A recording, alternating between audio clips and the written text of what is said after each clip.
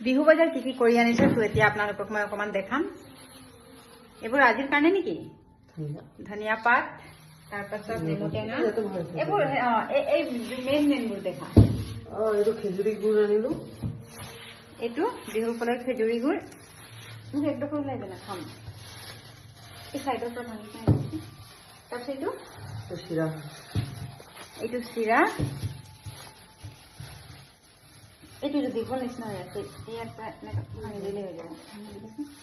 এই গুড়টো ইমান ভাল লাগে খাই কেনে খেজুৰী গুড় অৰিজিনেল অৰিজিনেল গুড় হয় গাইছ